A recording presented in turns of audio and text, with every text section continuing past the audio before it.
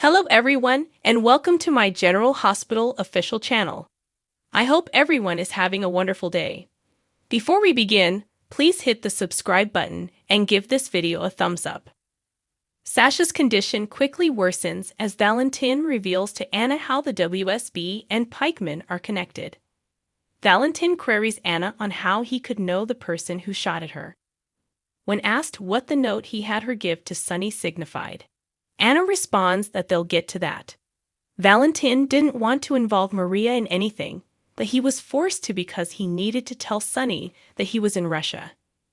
The timing, according to Anna, is intriguing because they were shot at right after she gave Sunny the message. Valentin is questioned by the woman if he is hiding anything.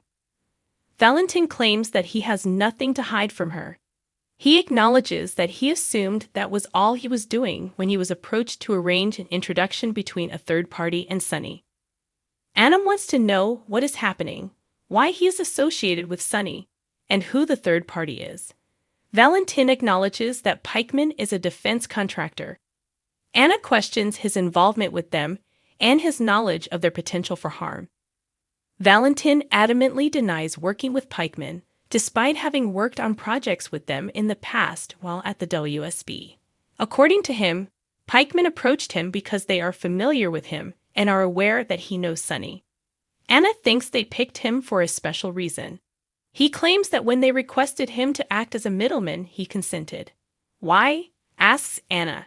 She points out that this screams unlawful activity and that he had to know it wouldn't be legal. Valentin was aware that whatever was happening was probably illegal, but at the moment, he was hoping Pikeman could assist him in bringing Victor to justice. Anna questions why they would do that. Pikeman's affiliation with the WSB is revealed by Valentin. How far does this association go, she queries. He has no idea. The Pikeman initially solicited him when he was still working at the WVS. According to him, other WSB agents knew they could find work at Pikeman and frequently switched between the two. Valentin verifies Anna's assumption that this occurred around the time Victor was in charge of the WSB. Anna doesn't want to be a sitting duck because she thinks she was the WSB and Pikeman's target in this scenario. She inquires as to whether there is anything else he knows that he ought to share with her before they retaliate against her. Valentin claims he has told her everything and never intended to endanger her. Anna sets out to look for the final piece because she thinks it is still missing. More. The family photo shoot with Esmond and Spencer. Sasha has a Cody visit hallucination while in Ferncliff. When all he's done is try to help her, Cody lashes out at her, accusing her of wanting to kill him. She begs him to wait as he turns to leave. She is referred to as a strung-out junkie who would die in a back alley with a needle in her arm by Cody, who transforms into Cyrus. He holds out a bag of cocaine in front of her and tells her that she needs to return to him. Sasha sobs and falls on the ground. Suddenly, Cody reappears as Cyrus, brandishing a knife to his side and yelling, "Look at what you did to me." Tracy inquires about Ned in the Quartermain kitchen, and Olivia answers that she believes he is in bed after another night of club hopping. Tracy declares that Ned must be committed because enough is enough. Tracy thinks Ned needs assistance and ought to be under a doctor's care.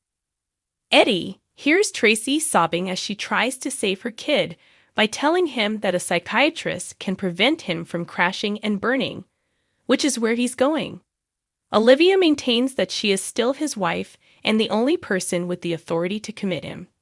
Tracy advises her to act quickly since they need to put a stop to this.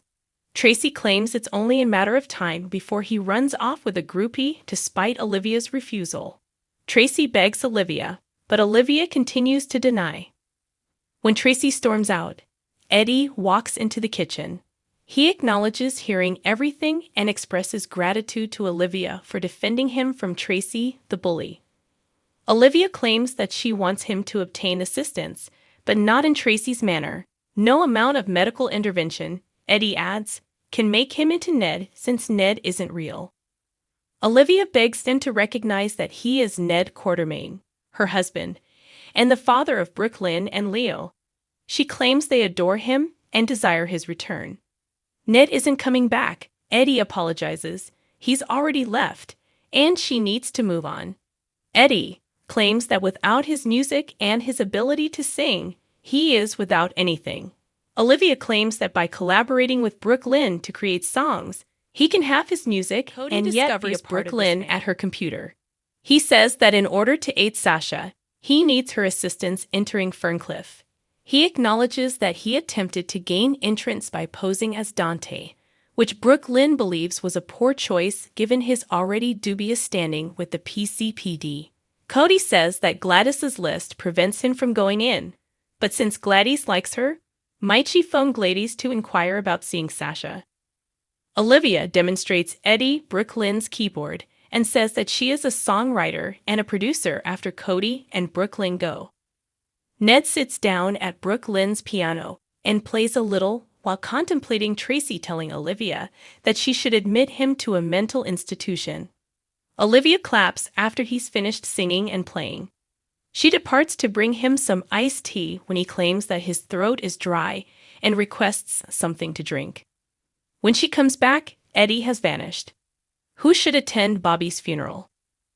While seeing Cyrus in the hospital, Martin is aware that his brother is being returned to Pentonville.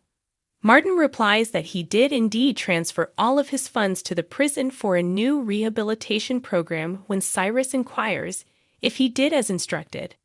As they converse, Austin lurks outside and observes them through the glass. Men like him don't typically keep all of their money in places where it can be easily found, so Martin can't help but worry if his brother is truly impoverished. About his finances, Martin wants an open and honest response. As God is his witness, Cyrus declares that Martin handed away every penny he owned. Cyrus responds that he has done enough when Martin asks if there is anything further he can do for him. Martin acknowledges that he is concerned that if he returns to that location, something might happen to him. He tells him to be careful and that he has to go see a client. Martin signals Austin to stop in the hallway and inquires as to whether it could be premature for his brother to return to Pentonville. Austin claims that his test results are positive and that he has a tough exterior. As he leaves, Martin thanks him. Mason then sends Austin a text telling him to report to his office. More. Anna is once more a target. Mason visits Austin in his office while he waits for updates on Sunny and Pikeman. Austin advises Mason to handle Betty, hopefully more successfully than he handled Gordon. Gordon wasn't worth Mason's attention, he argues, so he didn't hurt him. However, he asserts that Austin and Gordon's altercation outside the restaurant, which was probably captured on a surveillance camera, would be of interest to the PCPD. Mason is told to leave Mason's office immediately by Austin, who appears unconcerned. Mason advises him to treat his family with respect since you never know when they'll turn on you. Austin later observes as guards handcuff Cyrus to a wheelchair and transport him back to Pentonville. As Austin is carried into the elevator, Cyrus smiles at him, and Austin gives him a wary glance. At the nurse's desk, Finn meets Liz, and they start to flirt. When Gregory appears, Finn is curious as to why he has come. Finn says it's okay even if Gregory claims he didn't mean to interrupt. Gregory is pleased to see Finn grinning about Liz as she departs as she leaves them. When Gregory is asked why he is here by Finn once more, he replies that he is gathering information for an invader narrative. Despite being paged, Finn insists that he still wants to chat to his father about the Disney vacation. Gregory and Tracy cross paths as Tracy exits the elevator. She admits that the other night in the Metro Court, she was concerned about him. She queries whether something is wrong. He informs her that it is improper for her to phone Alexis and inquire about his health. Finn locates Liz nearby and offers her a box of samples of fungi for Jake's science project. Liz knows Tracy is Finn's friend, and they overhear her and Gregory bickering. But she comes out as a bit stern. Tracy, according to Finn, is an acquired taste but does have a tender side. In his opinion, his father is competing favorably with Tracy, and he enjoys a lively debate. Tracy declares to Gregory that she has had enough of their argument about having her son committed. Gregory finds it hard to think she would murder her adult son. He is an adult who thinks he is someone else, according to her. Gregory is sure that, regardless of the name he goes by, she has no right to deny her son his agency and freedom. Gregory contends that Ned doesn't require assistance if he hasn't asked for it. Tracy didn't ask for advice, and she is certain he is making an effort to assist her in some manner, but she is aware of what she needs to do.